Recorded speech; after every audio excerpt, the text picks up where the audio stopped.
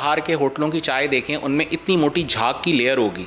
झाग कहाँ से आ रहा है, क्यों आ रहा है? दूध का अगर हम इम्पैक्ट देखें, स्पेशली हमारे कुछ सैंपल्स के अंदर तकरीबन 25-30 सैंपल से ज़्यादा ऐसे थे जिनके अंदर डिटर्जेंट डिटेक्ट हुआ है। डिटर्जेंट का नुकसान क्या है? आप सुबह शाम साबुन मिला के पानी में पीना शुरू कर दें, आपको पता चल जाएगा क्या नुकसान है। 127 दूध के सैंपल और 110 चाय के सैंपल वो हमारे पास टेस्ट होने के लिए आए। बहुत सारी चाय की पत्ती के तकरीबन 50 के करीब सैंपल्स ऐसे हैं जिनमें सिंथेटिक कलर्स की आमेजिश पाई गई है। अच्छा, अब ये सिंथेटिक फूड डाइज आम तौर पर जो है ना एजोडाइज होती हैं।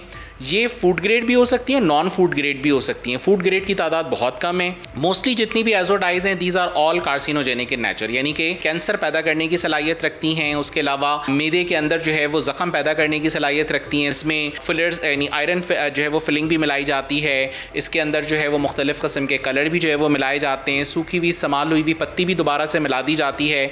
बाज़ औक़ात चाय की पत्ती के अलावा जो दूसरे पत्ते होते हैं उनको भी इसी तरह से रोस्ट करके वो भी मिक्स कर दिया जाता है। किसी खाने के रेस्टोरेंट में जाएं, खाना खा लें, उसके बाद वो आपको उठा देते हैं। चाय खाने ऐसी जगह हैं जहाँ पे आप सुबह से शाम तक बैठे रहें, आप मगरिब से बैठें, रात को 3 बजे तक बैठे रहें, वो आपको नहीं उठाएंगे, क्योंकि उन्हें पता है कि एक के बाद दूसरी चाय, दूसरी के बाद तीसरी चाय, यानी एक बंदा एक एक निशस्त में 6-6, 8-8 चाय पी के जो है वो उठ रहा होता है। हम सब की सोशलाइजेशन यही है। तो चाय के ज़रिए से अपने आप को बजाय इसके कि महजूज़ हों, हम उल्टा बीमारियाँ हासिल करने का जो है वो एक रुख इख्तियार कर रहे हैं। नौजवानों को अगर हम जो है वो पार्क्स की सहूलियात दे दें, जिम की सहूलियात दे दें, ओपन जिम्स आजकल दुनिया में बड़े मशहूर हैं। इसी तरह से और मुख्तलिफ चीज़ें हैं। लाइब्रेरी का बड़ा अच्छा कॉन्सेप्ट है कि आप बैठ के किताबें पढ़ लें, भले रात के वक्त पढ़ लें। कराची भर में आपको हर गली, हर चौराहे पर चाय का होटल ज़रूर नज़र आएगा और वहाँ से आप बैठकर चाय भी पीते होंगे। कराची के अंदर मुख्तलिफ अजला में रेड करके सिंध फूड अथॉरिटी ने चाय के पत्ती के और दूध के सैंपल्स कलेक्ट किए हैं। कराची यूनिवर्सिटी के food science and tech department में मैं इस वक्त मौजूद हूँ। मेरे साथ मौजूद हैं जनाब सैयद मोहम्मद गफरान सईद साहब। इनसे बात करते हैं और जानते हैं कि क्या कुछ उन सैंपल्स के अंदर इन्हें मिला है जिसने तहलका मचा कर रख दिया है। मौजूदा जो एक पूरी ड्राइव चली स्पेशली चाय खानों के हवाले से, जिसमें दूध के और चाय की पत्ती के सैंपल्स हमारे पास जो है वो जमा हुए। 127 दूध के सैंपल और 110 चाय के सैंपल जो है वो हमारे पास टेस्ट होने के लिए आए। इसमें से अगर हम देखें तो मोस्टली इससे पहले की भी जो ड्राइव्स हुई हैं दूध की, उनमें एक बुनियादी जो हमें चीज़ नज़र आती है वो ये है कि आम तौर पे दूध जो है उसके अंदर मुख्तलिफ़ किस्म के कंटामिनेंट्स यानी मिलावट जिन चीज़ों से की जाती है, मुख्तलिफ रीज़न्स के तहत की जाती है। उनमें अगर हम देखते हैं तो फार्मलिन है, नमक है, चीनी है, डिटर्जेंट झाग बनाने के लिए इस्तेमाल किया जाता है।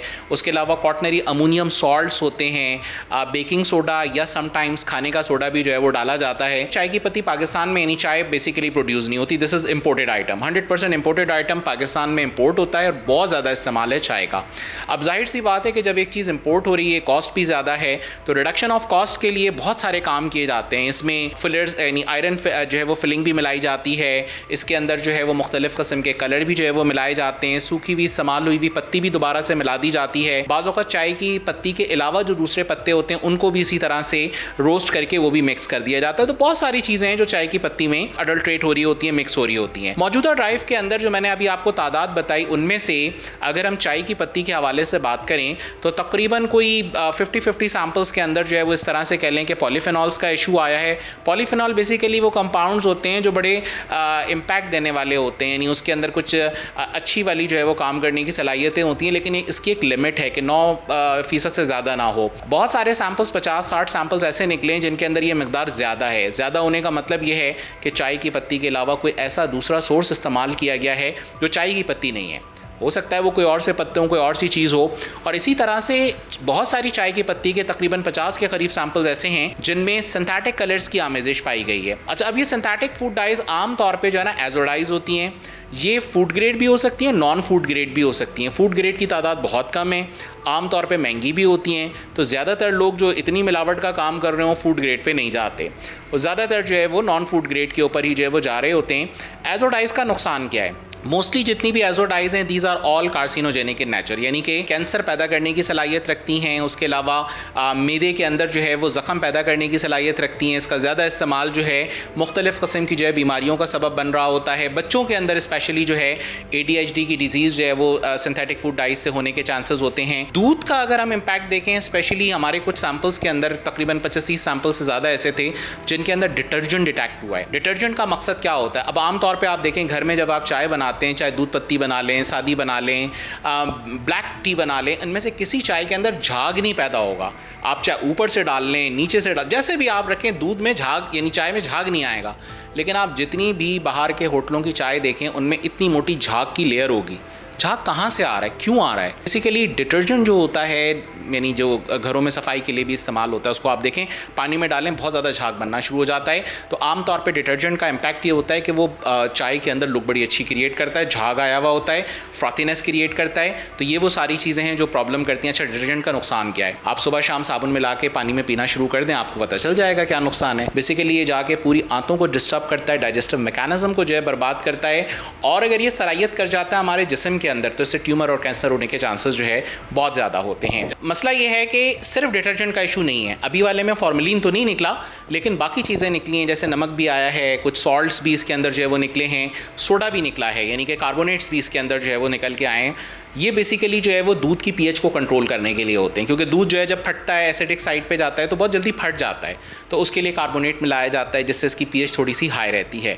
अब इतनी सारी अडल्ट्रेशन के साथ ये चाय जब आप पिएंगे तो आप नॉर्मली चाय किस लिए पीते हैं? चाय खानों पे ज़्यादातर अक्सरियत हमारे नौजवानों की जाती है और उस का बुनियादी मकसद ये होता है थोड़ा सा माइंड रिलैक्स कर लेना, आपस की एक दूसरे से सोशलाइजेशन, माशरती जो है वो समझ लें कि डिस्कशंस कर लेना। तो उसका सिंपल इम्पैक्ट ये है कि हम बजाय इन चीज़ों के ज़रिए से, चाय के ज़रिए से अपने आप को बजाय इसके कि महसूस हों, हम उल्टा बीमारियां हासिल करने का जो है वो एक रुख इख्तियार कर रहे हैं। क्योंकि आमतौर पे क्या होता है, आप किसी खाने के रेस्टोरेंट में जाएं, खाना खा लें, उसके बाद वो आपको उठा देते हैं। चाय खाने ऐसी जगह हैं जहाँ पे आप सुबह से शाम तक बैठे रहें, आप मगरिब से बैठें, रात को 3 बजे तक बैठे रहें, वो आपको नहीं उठाएंगे, क्योंकि उन्हें पता है कि एक के बाद दूसरी चाय, दूसरी के बाद तीसरी चाय, यानी एक बंदा एक एक नशस्त में 6-6, 8-8 चाय पी के जो है वो उठ रहा होता है।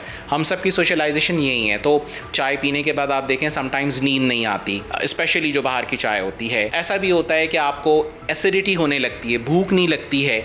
ये वो सारी चीज़ें हैं जो आम तौर पे किसी चीज़ के ओवरडोज होने का नतीजा हो सकती हैं, और स्पेशली चाय का। नौजवानों को अगर हम जो है वो पार्क्स की सहूलियात दे दें, जिम की सहूलियात दे दें, ओपन जिम्स आजकल दुनिया में बड़े मशहूर हैं, इसी तरह से और मुख्तलिफ़ चीज़ें हैं। लाइब्रेरी का बड़ा अच्छा कॉन्सेप्ट है कि आप बैठ के किताबें पढ़ लें, भले रात के वक्त पढ़ लें। ये इस तरह की और बहुत सारी जो है वो तफरी के मुकामात जो है वो बनाए जा सकते हैं, जहाँ पर जो है वो नौजवान इकट्ठे हो सकें। अपने अपने टाउन्स के अंदर, जगहों के अंदर छोटे छोटे जो है वो गैदरिंग प्लेसेस बन सकते हैं।